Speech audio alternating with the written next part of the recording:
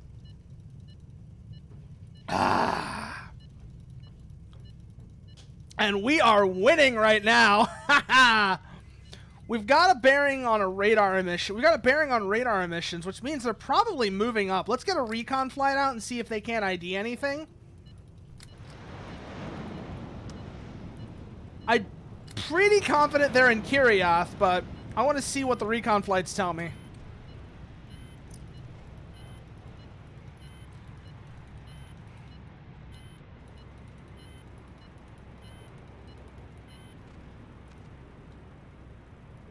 Nope, something's moving up, though.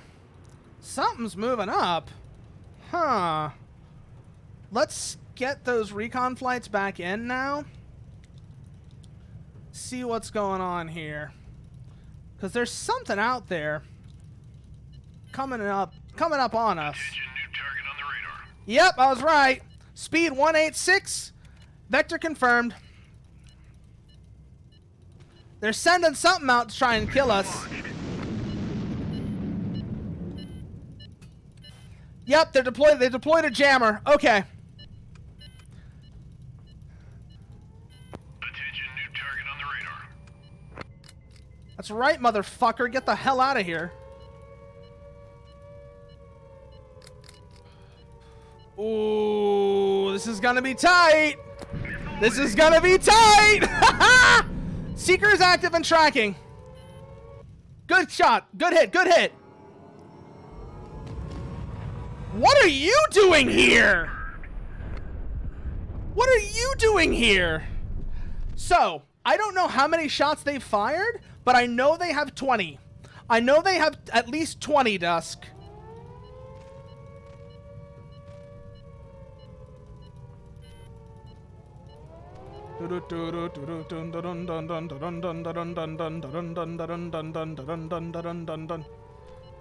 Where is that radar emission coming from?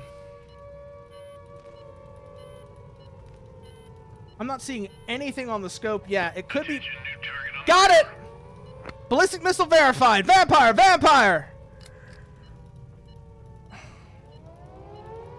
It's the same bearing as before. They have not changed launch sites. the missile away.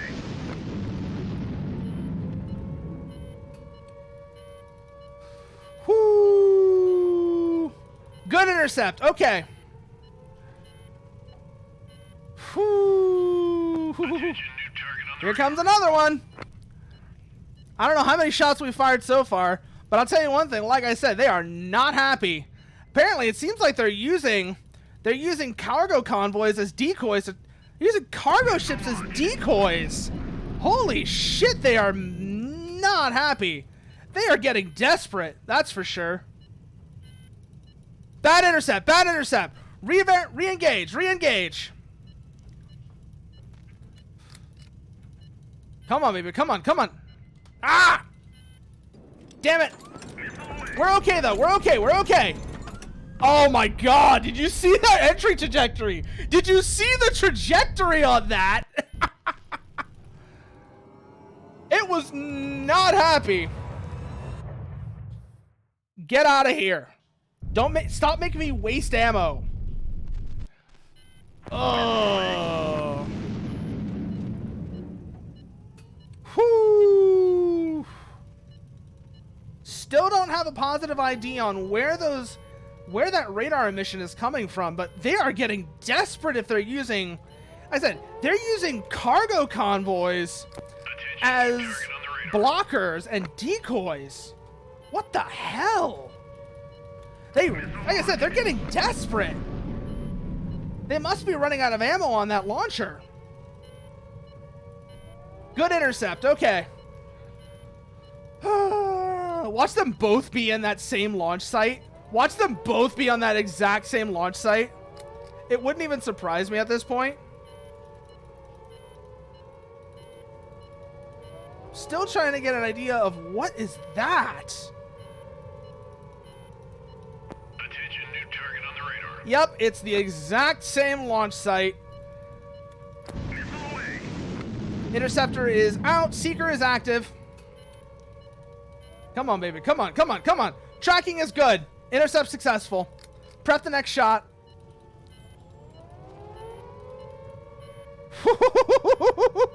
Yep, they are, like I said, they're getting desperate. They must be getting desperate or something. Whew. Still have no idea what that radar emission that's inbound, what those radar emissions that are coming in are. Attention, new target on the radar. Here comes another one. The interceptor is out. We've got plenty of ammo to go, though. We still got plenty of shots. Come on, baby. Come on. Come on. Come on. Tracking. Intercept is good. Oh. Let's see if we can't get that Agita out now. To Gizrom. If we can get it out to... It doesn't have to get into Gizrom. It has to get, like, here. Roger that. If we can get these guys out here, they'll be able to make retaliatory shots against the ballistic missile carriers. Come back in 1 Because I know that something out there is transmitting a radar. I just don't know where or what. That doesn't sound like a good. That doesn't sound good. Oh no, that's just our ships leaving. Okay, we're fine. We're fine. We're fine. Attention, new target on the radar. Oh boy! Air group, prepare to intercept. This would be so much easier if I still had my air-to-air missiles, but like I said, a bug seems to have gotten rid of those. But this is just a conventional cruise missile, so we have a much, much easier time dealing with this.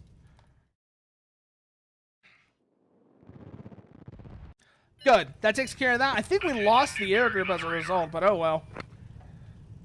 Yep. There's something, I'm guessing, in Gizrom. Okay.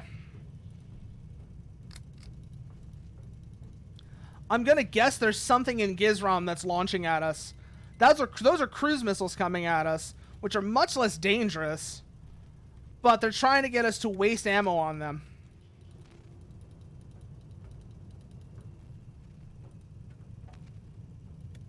Missile launched.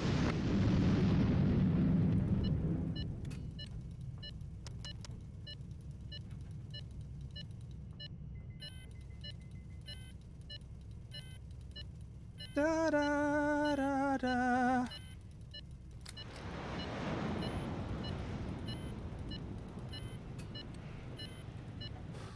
Whoo! Ooh! Ho ho! Attrition is a nasty game, but we're winning. So oh well. Yep. They just found something. They just found something. Boom. Oh, that missile found something, that's for sure. Put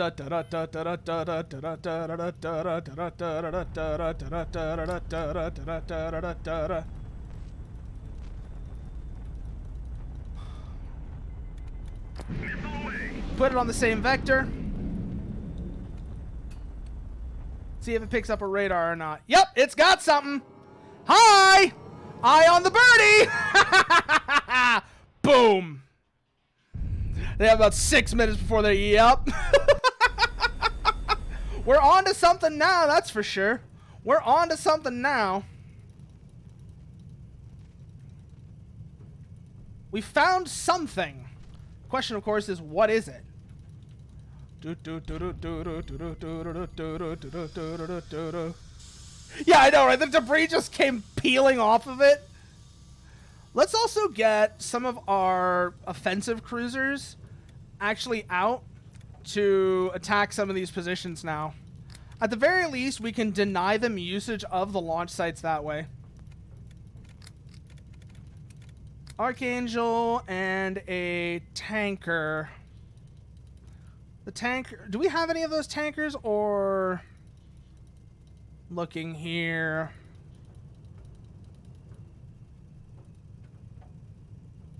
Because the Archangels don't have the range. What about the Negev? Does it have the range?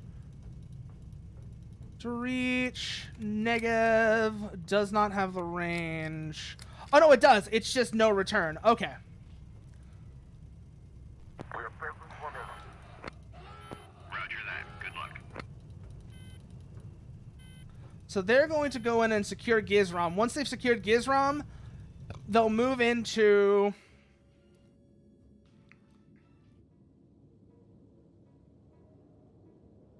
two gladiators. Okay.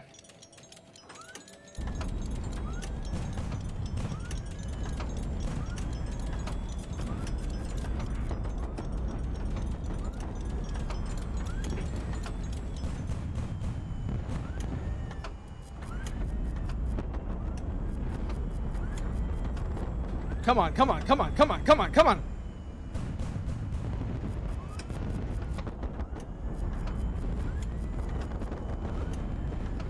I just realized this thing has missiles on it, doesn't it?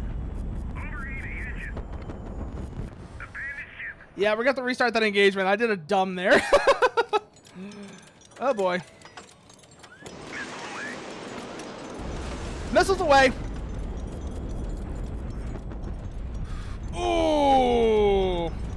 Now that gladiator's having a bad time. Oh, this doesn't have any of those. Structural damage received. Fuel system is on fire. Fuel system is on fire. Okay, we are no longer on fire, which is good. A generator has been destroyed. Fuel tanks are on fire. Kill confirmed. The fuel Good. system is burning. No, it's not. Calm down. We got this. We got this. We got this. We got this. Missile launched.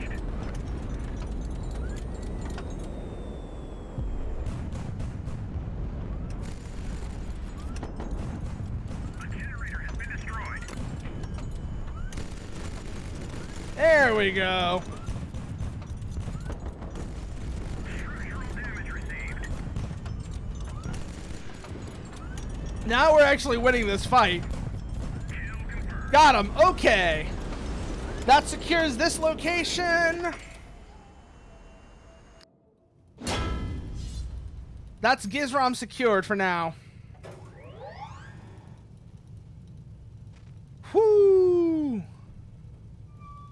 Open. No, we're not gonna land it because you... Oh no. Also here. Not now. Not now. Let's see if we can do this. Ah, shit. Ah, shit. It's fine, though.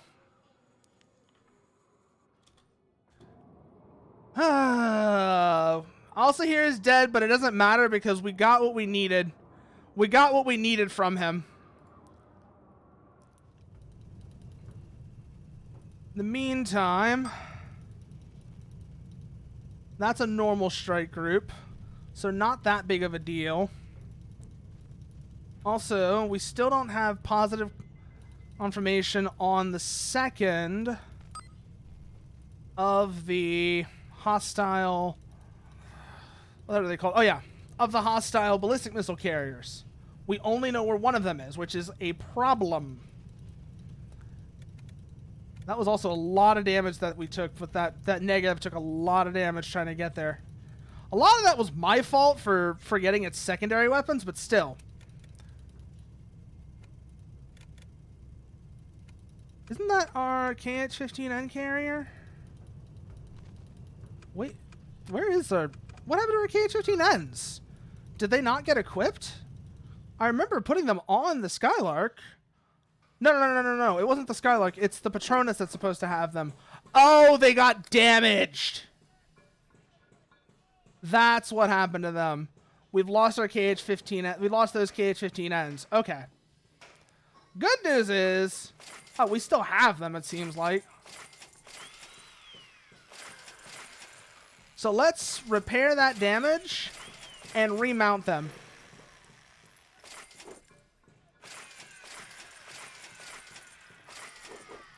Okay, we're good in that regard then. Whoo! Okay. Those have been remounted. Once they get fitted, Attention, new target on the radar. give me a bearing. Seems like... Yeah, I'm going to go with that being a ballistic missile.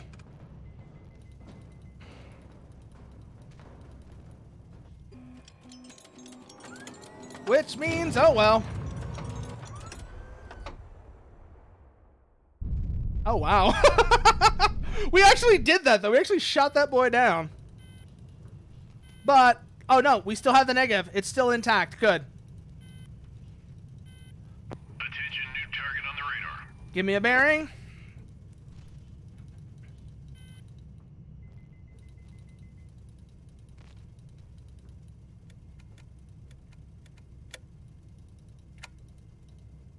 Yep, they really don't like me, that's for sure. But they're wasting their shots on this picket ship. Ooh, that one was real close.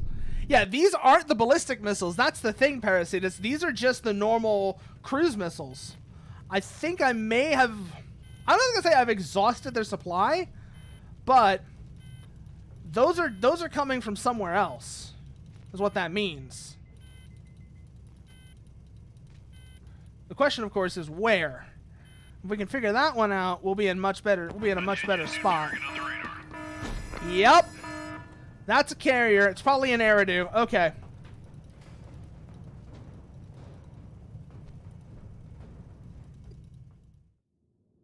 Oh boy. How many aircraft are they sending at us? A lot is the answer. Fuel system is on fire. And there goes the negative. It gave good service while it was intact, though. I'll say that much. It gave real good service while it was there.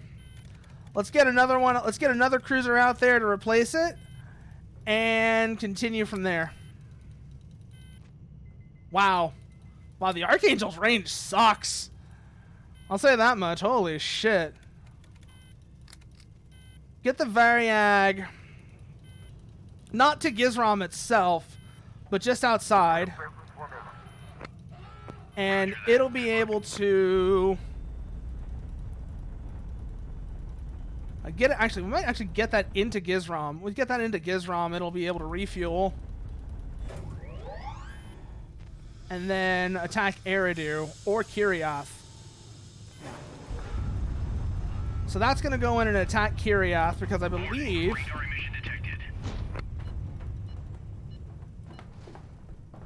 What's the bearing on that? That's in Rafat. Okay. Where are the Agitas at? Can they reach that with their with the KH-15 PNs? Yes, they can.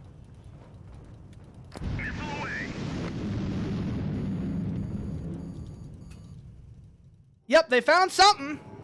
It found something, that's for sure. Boom. Whew. Yeah, whatever.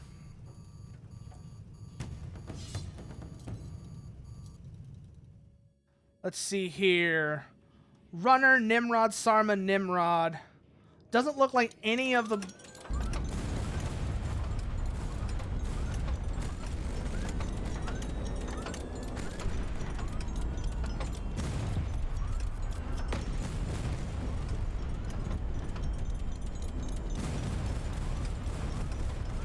Ooh!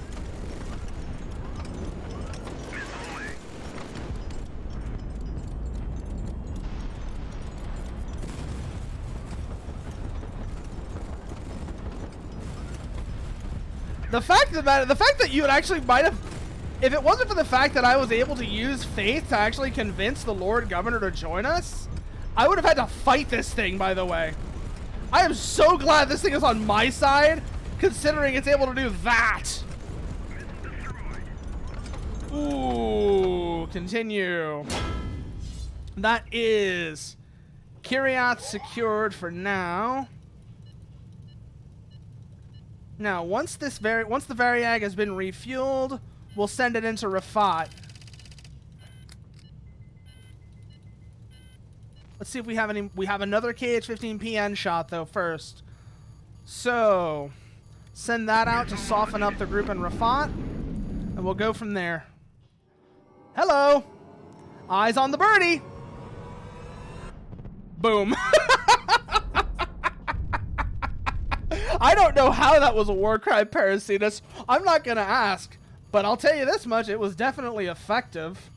It was definitely very effective. That's the Agitas spent, though. Okay. Get them into Gizram so they can... Oh, they don't have enough fuel to get there. Okay, do either of them have enough fuel to get there? No. That's their final resting place, I guess. What about the Patronus? Is that ready to go yet? Patronus... 5 more hours. Okay. 3... Okay, Patronus is ready for deployment. Let's get her where the Agitas... Let's get her out here. She'll be able to cover multiple launch sites from there, and...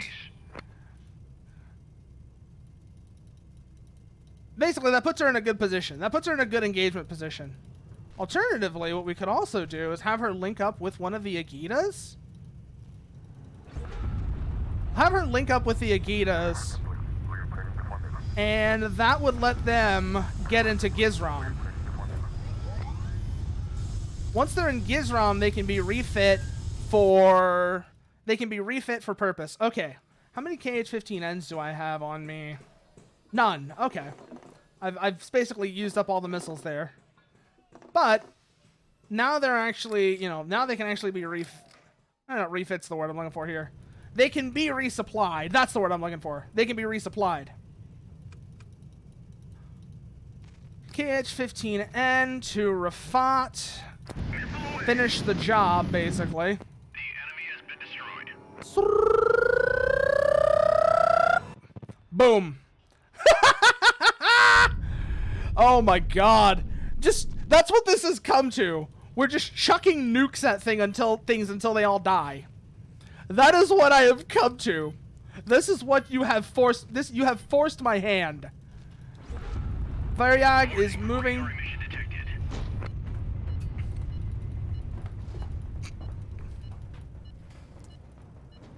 That is probably somewhere between Eridu and Rafat then. That's very close. Holy shit. Let's Soyuz. Let's see. KHIVA. Let's get a recon flight over to Eridu and see what's waiting for us there. Attention, new target on the radar. Aircraft. Lovely. Where are they coming from? We've got aircraft on the scope, but where are they? Attention, new target on the radar. Oh. Oh, that's a cruise missile. Cut our radar for now. Thermal signature detected. That was a PN, and it completely missed us. Oh my god. Oh my god, that was actually a little scary. This site doesn't have an active radar. Attention, visual contact. We have visual on... That's an active seeker. Let's go. Missile away. Ooh. We're still afloat, though. We are still afloat. Whew. Thermal signature detected. Give me Attention, visual bearings. missile launched. Whew. Holy shit, the Varyag is getting bullied right now. The Varyag is getting absolutely bullied right now. Oh. Thermal signature detected. Here comes another one. Attention, visual contact. Yep. Oh my god. I don't know how much... Visual contact. That's 2 of them. That's 2. They really don't like this ship right now. Better they target this one than any of the actually important things, though. I can Yeah, Highfleet Synagogue. Let's go. Yeah, no. A lot of the men have nice tans, but she's still somehow afloat. They have a grudge against this ship, that's for sure. They have a grudge against the Variag, that's for sure. Well, that's the Variag gone. Let's see if we can't figure out where those attacks were coming from. Visual contact. Yep. We know where they're coming from now. Holy shit. She's still alive? The Variag is still alive. Oh my god. How many hits has this thing taken?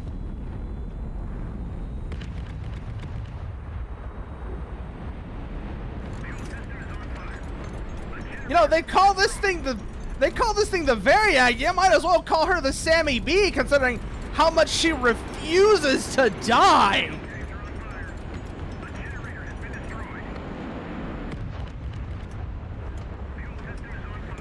Oh, damn. Absolute refusal to die. Does she have enough fuel to get to a city? Yes, she does. Oh. Oh, that's one of our aircraft.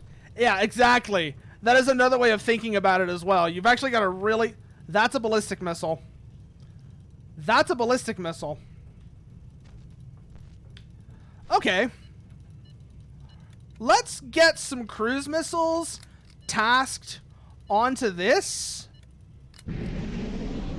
And then let's get ready to intercept. So we know that's a missile carrier. We can confidently say that is a ballistic missile carrier. Attention, new target on the radar. Here we go.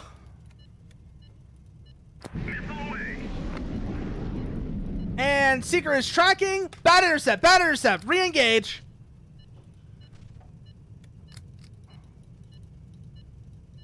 It's not gonna make it. We failed again. We failed again. Lovely. Oh my god.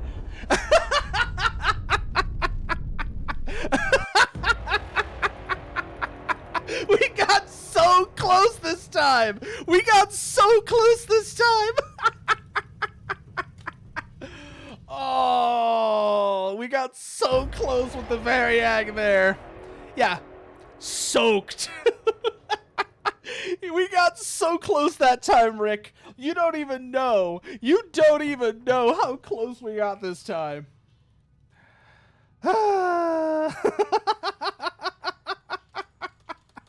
Yes, yes, yes. I am aware of the ballistic missiles. Oh my god.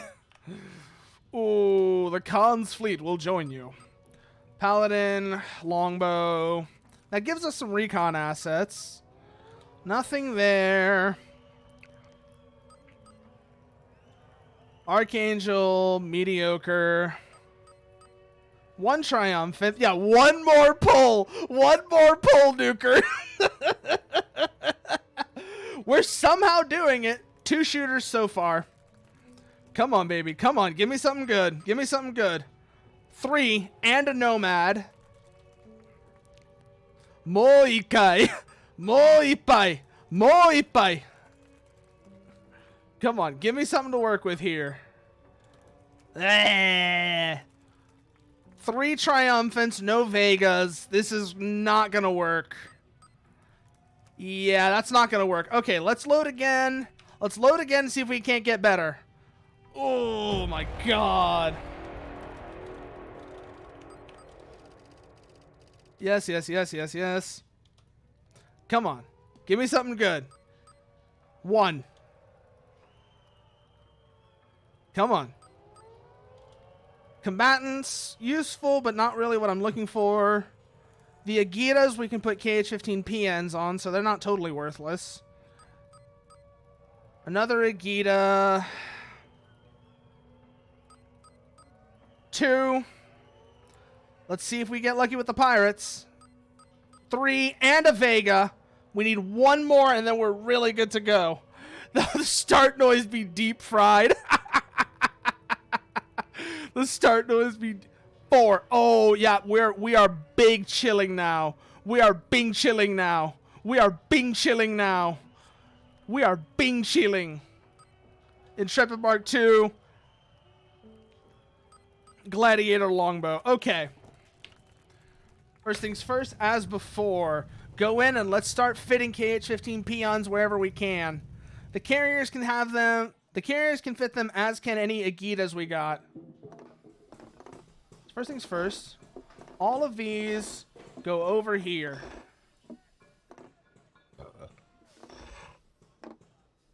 Aegis.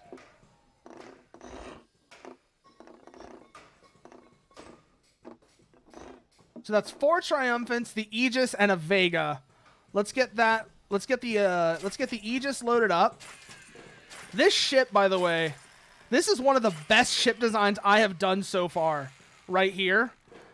It is disgusting how good this thing is. It is absolutely unfair how good this thing is. Okay. So that's those floated out. Let's see what else we've got to work with. Let's see if we got any. I think we got an Agita. If we have an Agita, we're going to load up that with KH-15 PNs first. Because those can be forward deployed into advantageous positions. We know roughly where they're going to be. It's just a question of getting it out there, which is going to mean we have to weather quite a storm of enemy fire first. Because we don't have any fuel in our tanks yet. Fleet in being or fleet in... Both. Both. Did that undo the Agita? No, it didn't. Good. I was going to say, if that undid the Agita, I'm going to be mad. How many Agitas do we have? I think we have like 3 of these, actually, which means we have plenty of retaliatory capability now. This is going to give us a lot of retaliatory shots, that's for sure. That's the Gladiator. That's a Negev. Archangel. Tanker. Tanker's good as it is. Wasp, Gladiator, Variag. This thing, last run, this thing was a godsend. Oh, I'm still amazed at how much this thing just soaked up, how much damage this thing soaked up. It was incredible. And thank you for that, Drag Free. Oh. Ah. Let's see what we got here, though. The Variag... Let's see if there's anything I can do to this that might be useful. I don't think so, though. It's basically outfitted as it needs to be. Patronus needs to be outfitted as a retaliatory launcher as well. So that is like so.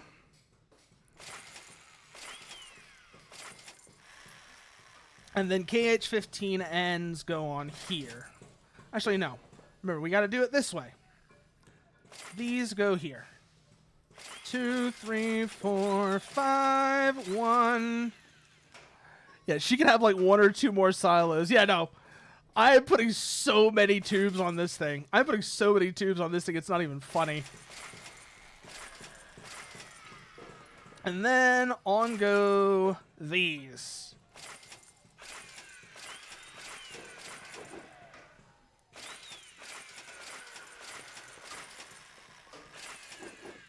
And that is all of the KH-15 ends.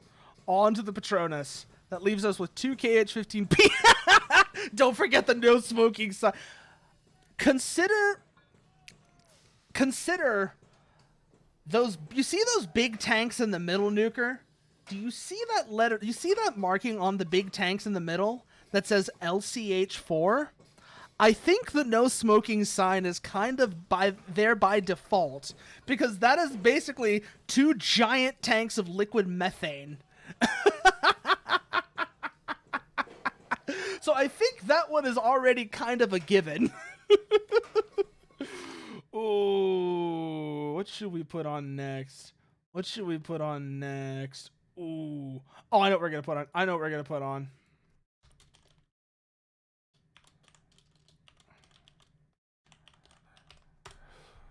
Yeah, liquid methane.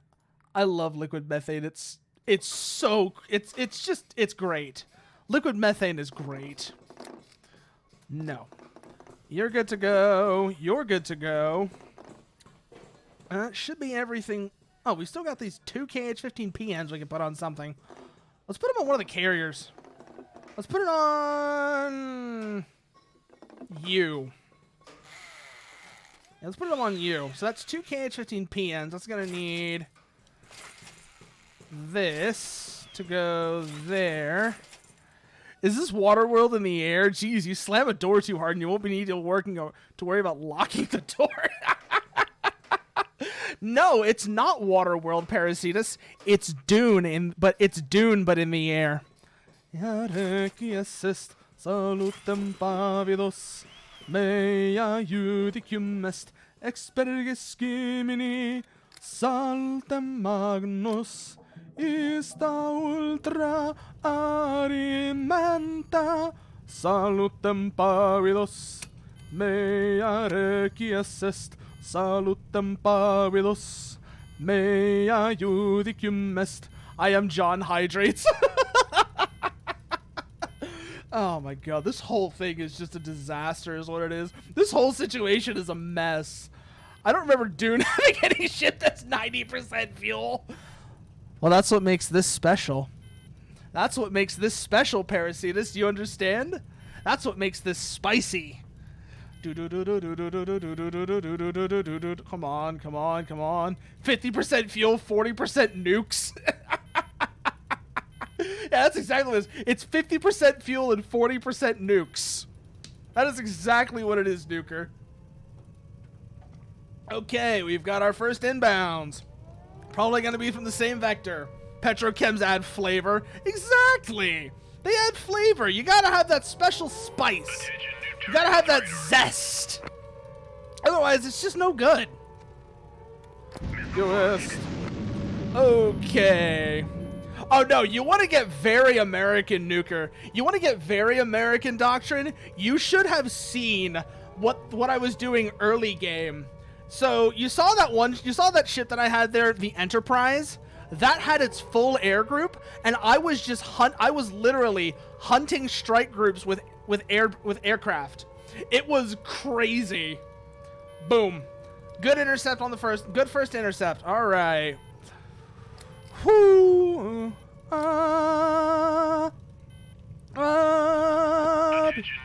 Second inbound. Okay. Second missile is inbound. 1 million lives. Oh my god. Iron Harvest might actually be kind of... I've seen Iron Harvest. I might want to play that actually. Especially since I mentioned this on previous streams, but I've been getting back into I've been playing Homeworld again. I streamed it like a year and a half ago, and I've just been playing it off on my own again, and holy shit. I forgot how much fun it is to use the most absolute goblin strats in that game. You just build a bunch of salvage corvettes and steal everything. It is so crazy. It is so crazy, Parasitus. God, let's see then. So we know they're probably in Kirioth. Let's see. Are the Agitas ready to go? Are the Agitas ready to go? Yes, they are. Okay. Tempavidos mea requiescest salutem pavidos mea judicium est expergis skimini saltem magnus ista ultra arimenta salutem pavidos mea requiescest salutem pavidos mea judicium est saltem magnus. Okay, Interceptor is out, Seeker is active and tracking. Attention, new target on the radar. Oh boy, here we go again.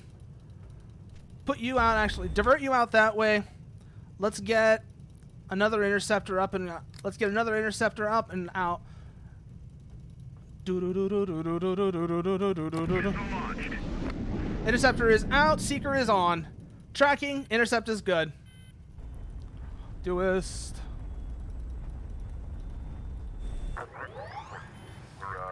Ooh. Welcome back. This is getting a little silly now. Won't you shake a poor sinner's hand? I love that, Dusk. I love that you're able to do that. Like, being able to, like, do wacky shit like that is always fun. Being able to do wacky shit like that is always fun. I don't care what anyone says.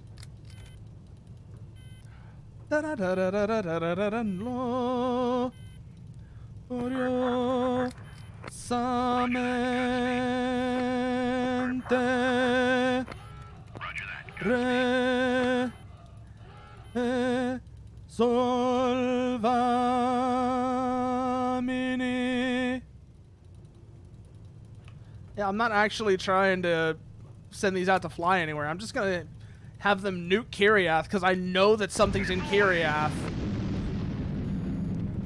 Like, I can very confidently say there's something in Kiriath. Yep, there it is. Hi! Eyes on the birdie. Boom. But the Reds be seizing property. Yeah? Yeah? Like you said, that is absolutely based and freedom pilled. Absolutely freedom pilled right there. Come on, baby. Come on, come on, come on, come on. Oh. Yeah, smile for the camera.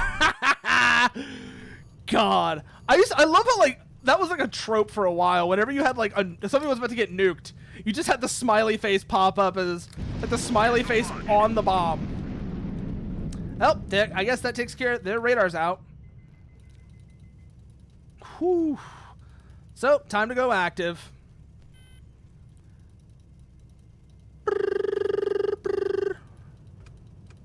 PNs are not yet loaded. Okay.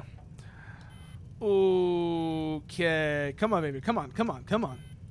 Get those KH-15Ns loaded. If it's not a... yeah, it's both, Dusk. It's a smiley face... New target on the radar. Yeah, it's a smiley face for the nuclear warhead. It's a shark face for the missile itself. That's how I remember it going anyways.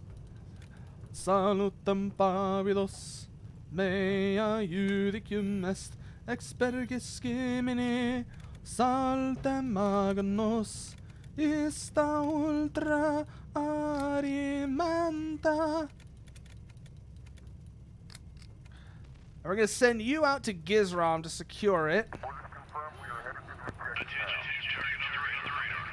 Oh, hello. What are you doing there?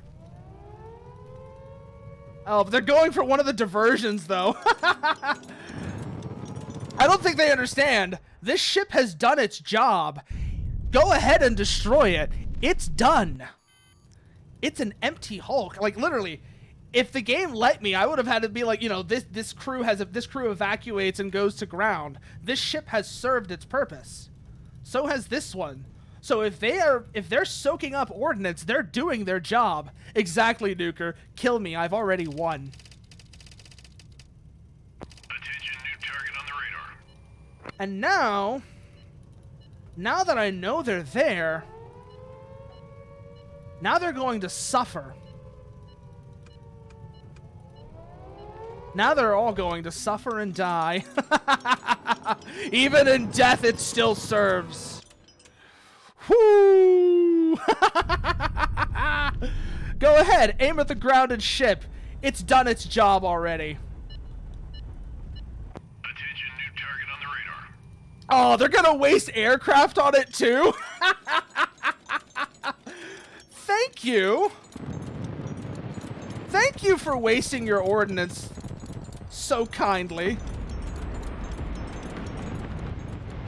I mean, sure, that means that I don't have those forward radar pickets, but aside from that, it's not that big of a deal.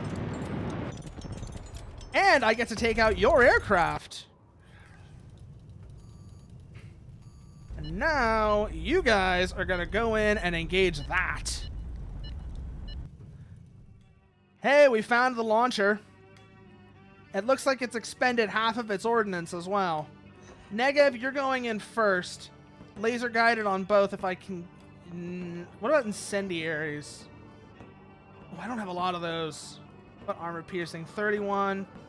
Let's go with default high explosive. We'll start with the gladiator using incendiary. Noah be Kurtz pilled. Ooh, Kurz pilled even. Not even Kurtz, Kurz, because it's Conrad Kurz you're referencing. I know that one. First things first, we're going to try and fat shame that griffin using these laser guided shells.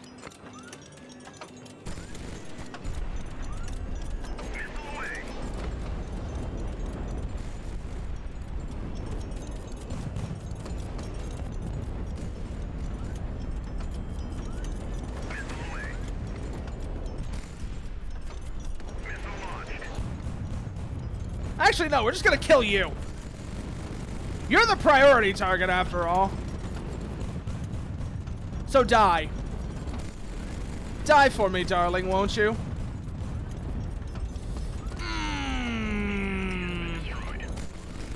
That takes care of the ballistic missiles. Now I just gotta take care of the rest of the strike group. Once that's done, oh well. Ooh. Ooh, come on, come on, come on, come on. This thing has done incredibly well for me, though. This engagement is going well enough.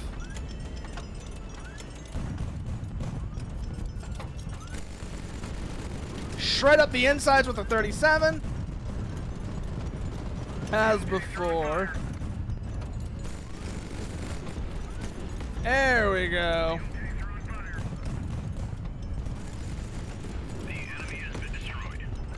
And that just leaves the Griffin, which is already having a bad day, I might add. Its armor is breached. So all we've got to do is rub it in. We've got enough fire extinguishers so we can make this work. And that's one strike group down. Now where is the second one? That's the real question.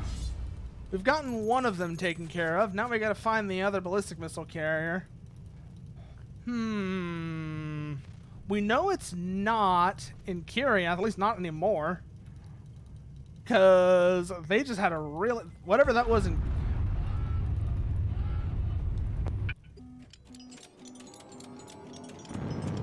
Again, kill me, I've already won.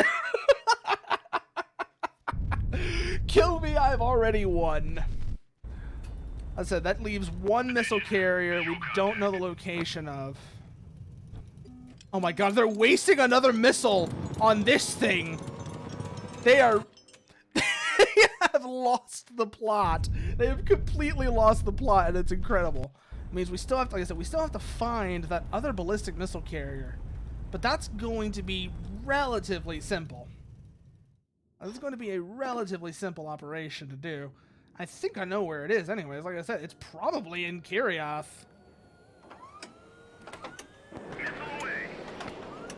First things first, get those shots out.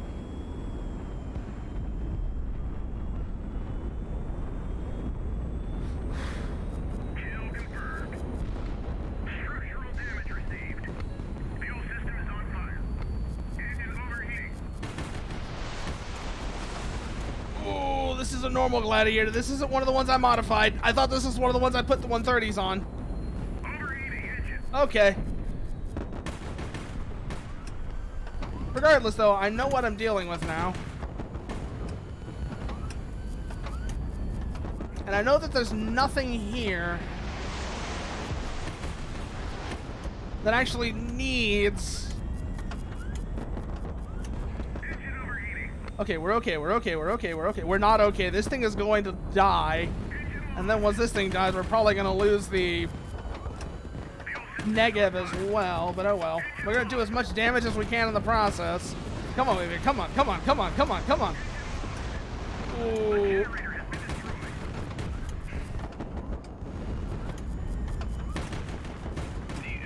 That's one down. Okay.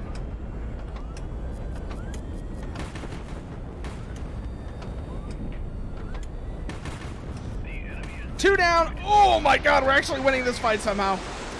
We somehow won that fight. This gladiator's gonna go down, but oh well. Oh no, we got it. We got it. We're still flying. Barely, but we're still flying. I'm not going to ask how. I'm just going to take...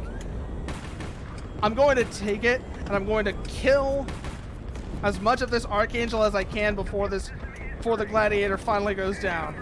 She's burning, so she ain't gonna last much longer. But she's gonna make him suffer as much as she can before she goes down. Especially considering that what's gonna come in after her is not in exactly the best shape. Come on, come on, come on. Ooh. There goes the gladiator. Now it's the negative's turn, or at least what's left of her.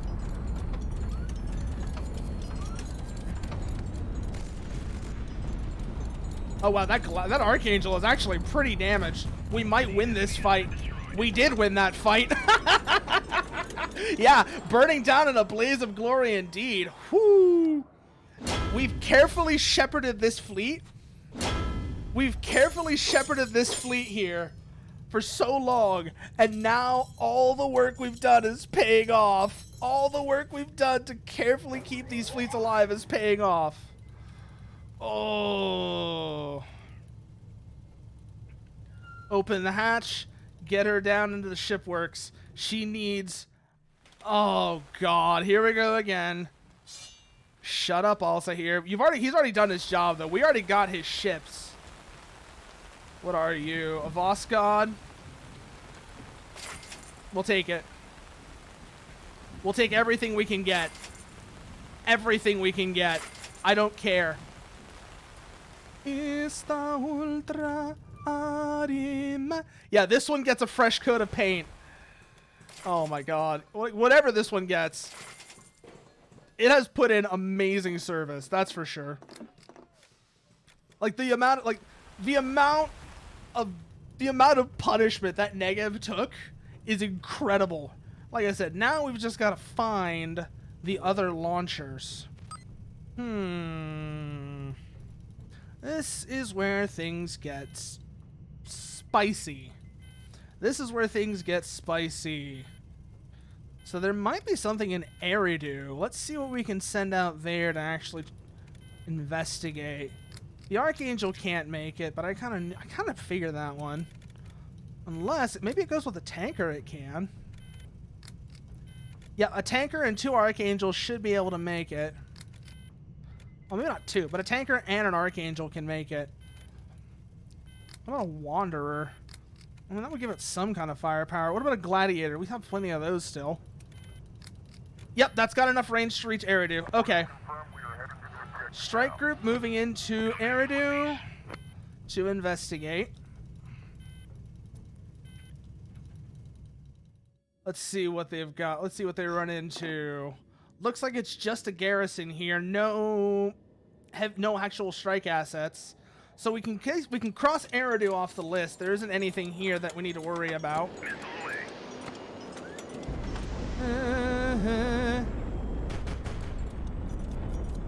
Ooh. Get the Archangel in. Get those 180s to work. Bonk. I usually don't like the Archangel, but yeah. This is exactly the situation it's made for. Just coming in and bullying a garrison like this.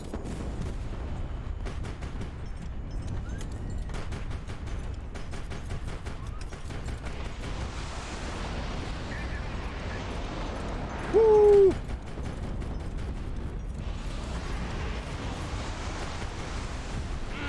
Come on, come on, come on, come on, come on, come on! My god. That is terrible aim on my part.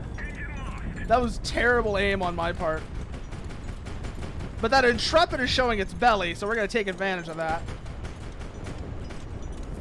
Then everything... Nope, there's still that ballistic. Oh, wow. I cannot aim the 180s to save my life. I cannot aim the 180s to save my life, yeah. There we go. There we go. So like I said, we can cross this town off the list. There's no ballistic missile carrier here. That means... So Eridu is clear of hostiles. Let's see if there's anything we can get here that might be useful. A gladiator. Seems like that's all that's here. Okay. Salutem pavidos, mea judicium est experge skimini. So we still gotta find that one more ballistic missile carrier. But like I said, we know it's not in Eridu. We know it's probably in Kyria. If it's still alive, if this one over here is still alive, this is where it is. But I doubt it because I think I just got that one. So that leaves 3 more strike groups. Visual contact. Well, that answers one question.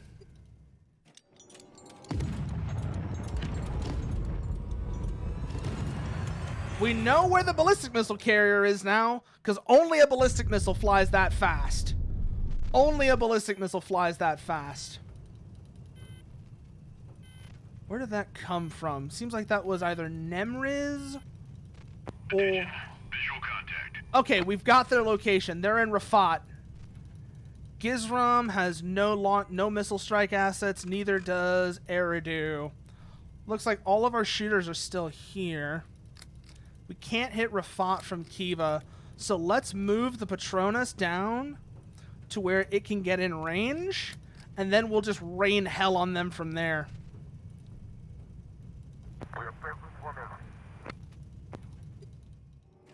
You have actually, again, this is doing great service right here by distracting the enemy fleet. So while we're here, they can't get in a position to launch. And as long as that remains intact, as long as this group remains intact, we can deny them this launch point. And that's another one. Like I said, though, we know their position now, which is what really matters. Attention. Visual contact. Holy shit. They are desperate. They are really desperate. Let's see here.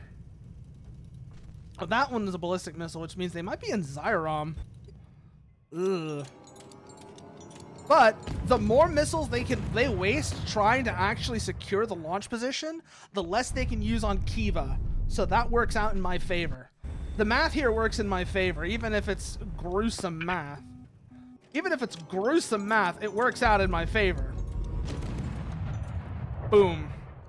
Oh my god, they're wasting so many shots on this. They are wasting so many shots on that picket fleet. They wasted so many shots on that picket fleet. Salutem pavidos. Send these guys to Eridu now. At the very least, again, they can... Ooh, do they not have enough fuel to reach that? Oh no, repairs. That's what's going on.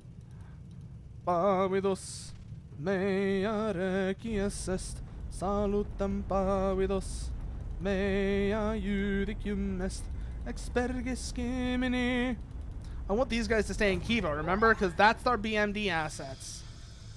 Arimenta. So we're going to send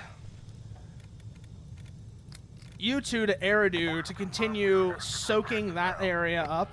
Come back in 1 more. We're going to keep... Radar emission detected. Give me a bearing. Yep, they're in Nemriz. Okay. Or something's in Nemriz, that's for sure. Something's alive in the ocean. Yep, something is in Nemriz. Let's just go ahead and take care of that real quick. Missile launched. The fastest man-made object, and it was done on accident. Oh yeah, the nuclear manhole cover. I love the nuclear manhole cover, Parasitus. I love the nuclear manhole cover. It's so crazy. Also, alongside the nuclear manhole cover, so these were never built, but have you ever heard of Kasaba howitzer? KHIVA howitzer was an incredibly insane weapon proposal that used a nuclear warhead. Basically, it uses a nuclear warhead as a shaped charge. And you want to see something crazy, have a look at that.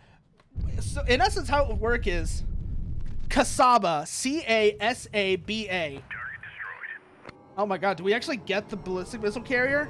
Did we get the missile carrier? Let's rock. Let's go.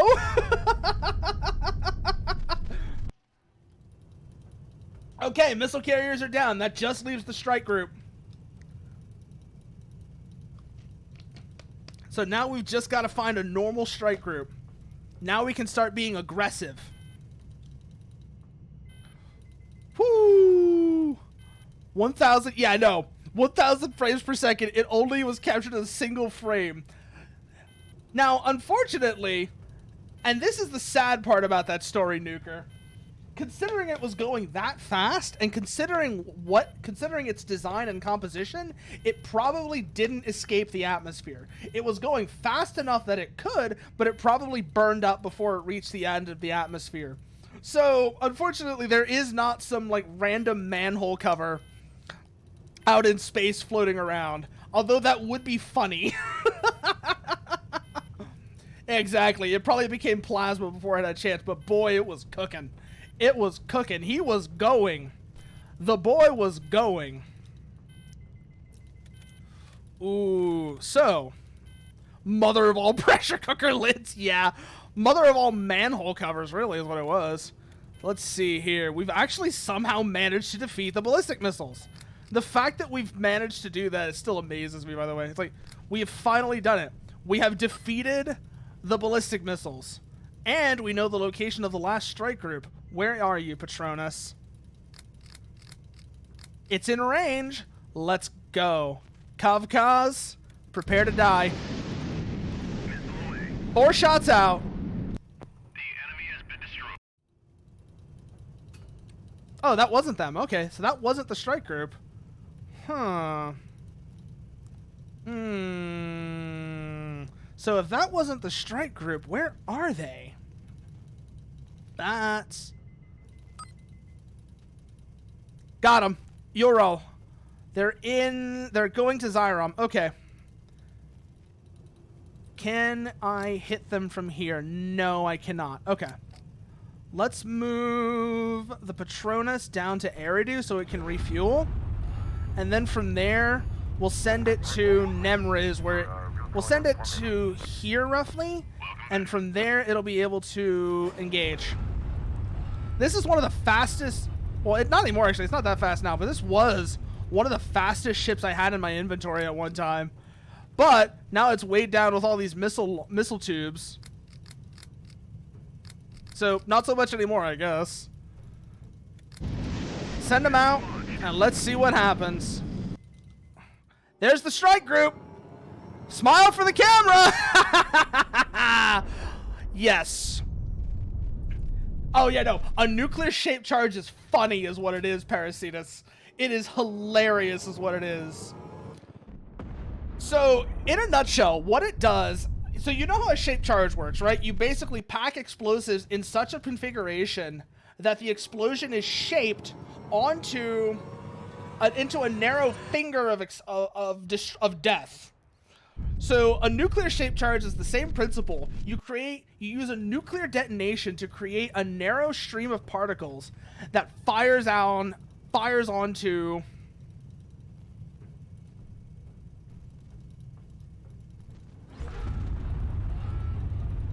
what's the word I was looking for? Oh yeah, fires onto a target. But because you've basically ratcheted, yeah, it's a on-site built and fired plasma cutter. Exactly, Nuker. You basically created a massive jet of plasma that destroys anything in its path. The fury is incredible. Oh my god, we've actually done it. This is it, Mark. I'll inform the crew that our operation was a success. This is it.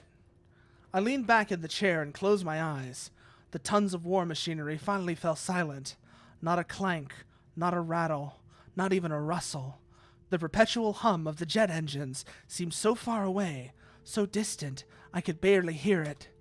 Hundreds of people freeze at their battle stations as Pyotr's slow, rhythmic voice rings out from the loudspeakers, announcing that the war is over. The sooner we show them the reactor is functional, the better. I have a personal request from you, Grand Duke. There is a pillar in the control room in KHIVA. I saw it many years ago, back when we had to withdraw from Gerat.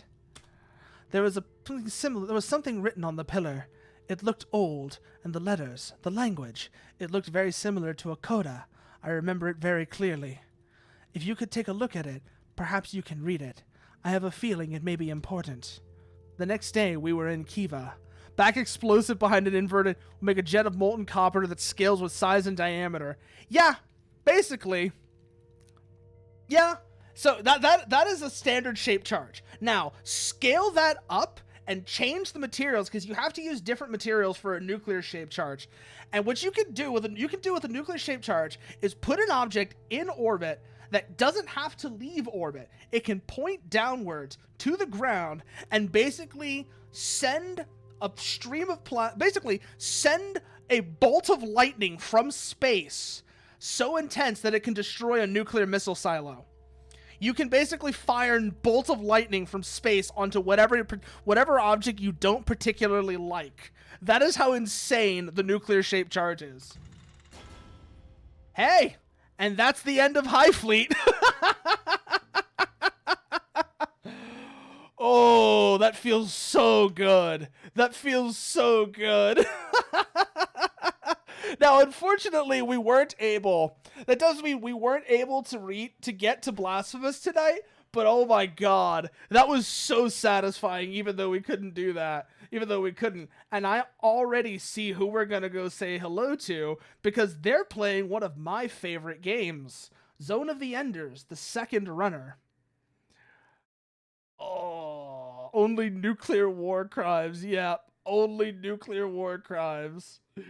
Oh, so with that, as always, you want to know what I'm up to, you can follow me on Twitter, and I have a and join me on Discord, where tomorrow, I don't know how many of y'all are familiar with the Tim Burton movie 9, but we'll be watching it there. It is an excellent movie, by the way. It is an excellent movie. If you haven't seen it, you absolutely need to. Like I said, we'll be watching 9 tomorrow on Discord. But until then, let's go and raid. Let me make sure they're actually not ending stream first, because if they're ending stream, that might be awkward. But if they aren't, assuming they're not, I just gotta check real quickly here. I'm an ad. No, they're still going. Okay, so we're going to be raiding Tsukimi B. Dorney, who is playing, like I said, they are playing Zone of the Enders, the second runner, which is a great game. And yeah, the raid message, Mercy's got the raid message. That's the raid message right there. War crime. And with that, I say to everyone here, thank you for joining me, and good night.